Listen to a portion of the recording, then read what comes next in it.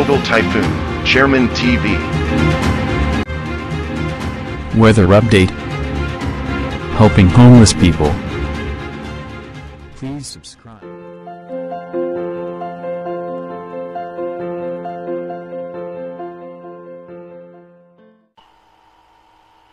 Magandang umaga po. Ito po ang latest update natin ngayong araw, October 28, 2023. Yung minomonitor nga po nating low pressure area, ito nga po ay nasa labas pa rin ng Philippine Area of Responsibility. Sa eastern section nga po yan ng Visayas. At ito nga po ay yung extension ng kaulapan yan, asahan natin na aabot ng Visayas at ng Mindanao, na posibleng magdala nga po yan ng mga biglaang pag-ulan. At yung northeast monsoon naman o yung amihan ay patuloy nga po nakaka-apekto yan hanggang dito na sa may parte ng Bicol region. Asahan po natin yan sa may Quezon at hanggang sa parte ng Metro Manila. Asahan po natin yung mga biglaang pagbuhos ng pag-ulan. At ayon naman po sa advanced weather forecast ng European Center, patuloy nga po na posible itong maging isang tropical depression or mahinang bagyo, at ito po posibleng pumasok pa rin dito nga po sa may parte ng Bicol region. Ayon po yan sa latest update ng European Center. At dumako muna tayo sa ating rain map animation kung saan posibleng makaranas ng mga pag-ulan. Pagdating nga mamayang alas 8 ng umaga, meron nga po tayong posibleng pag-ulan pa rin dito sa may parte ng Bicol region. At magiging maganda naman ang lagay ng panahon ng halos malaking bahagi ng bansa. Pagdating naman po ng alas 10 ng umaga, meron pa rin po tayong mga posibleng pag-ulan dito nga po sa may parte ng Bicol region at maging dito nga po sa may natitirang bahagi ng Mindanao. Pagdating naman po ng alas 12 ng tanghali, halos hanggang dito na po sa may Davao region ay makakaranas ng mga pag-ulan. Puerto Princesa, Palawan, mahina at katamtamang pag-ulan dito po sa Mindoro provinces, Bicol region, at ilang bahagi nga po dito sa may northern Luzon. Pagdating naman po ng alas 3 ng hapon, asahan po natin na meron pa rin pag-ulan sa may Bicol region, Mindoro provinces, dito nga po sa may western section ng northern Luzon, dito po yan sa may Pangasinan, Iba, Zambales. Asahan din po natin dito sa may Palawan at dito pa rin po sa may parte ng Mindanao. May mga posibleng pag-ulan dito nga po sa eastern section ng Visayas. Pagdating naman po ng alas 5 ng hapon, tuloy-tuloy pa rin po asahan natin na mayroong mga pag-ulan sa may parte ng Mindanao, Palawan, ilang bahagi ng Visayas at ng Bicol region, maging dito pa rin po sa may western section ng Luzon.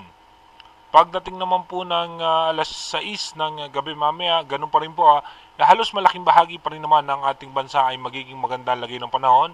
Asahan lamang po natin yung mga pag-ulan dito nga sa may parte ng Bicol region, ilang bahagi ng Visayas at ng Mindanao.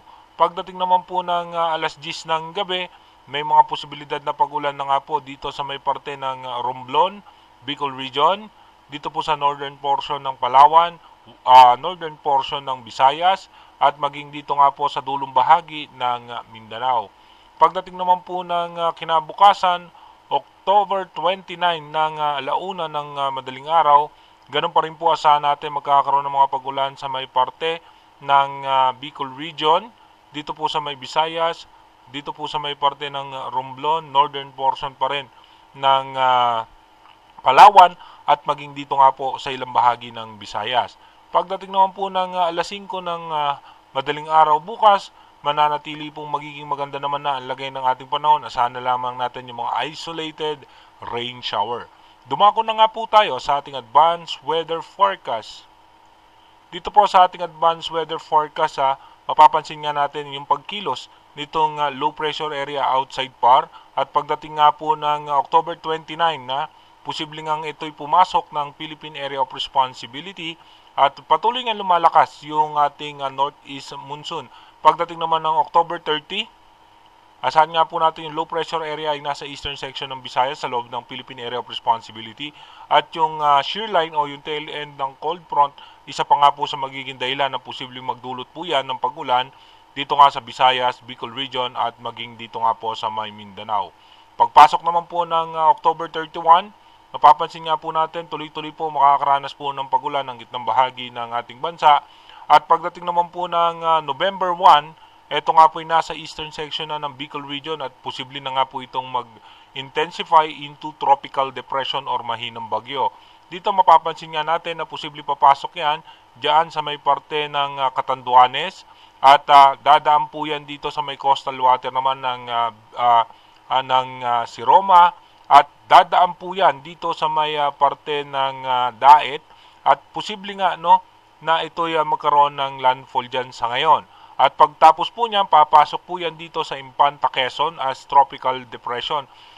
Asahan na natin na makakaranas tayo ng masungit na panahon dahil nga dito sa posibleng bagyo.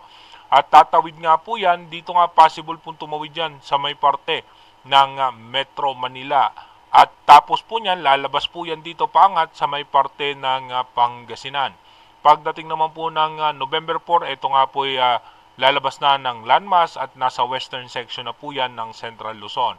At pagdating po ng November 5, ito po ay magiging low pressure area na lamang at pagdating ng November 6, may panibago po tayong low pressure area outside par at muling bubugso yung northeast monsoon o yung amihan at yung shear line naman ay magpapaulan sa ating bansa. Again, inuulit natin, kung napapansin nga po natin, pabago-bago pa rin po yung pagkilos nito posibleng sama ng panahon na makakaapekto sa ating bansa. Inuulit ko po, yung ating advanced weather forecast is advanced prediction lamang po yan. Malaki pa rin po ang posibilidad na magbago po lahat yan. Kaya manatili tayong tumutok sa ating advanced weather forecast para malaman po natin habang nalalapit yung mga araw na posible itong makaapekto sa ating bansa, malaman natin kung saan nga ba yung posibleng direksyon nito or ito po ba yung magtutuloy-tuloy or posibleng malusaw. Mag-iingat po tayo palagi. God bless po sa ating lahat.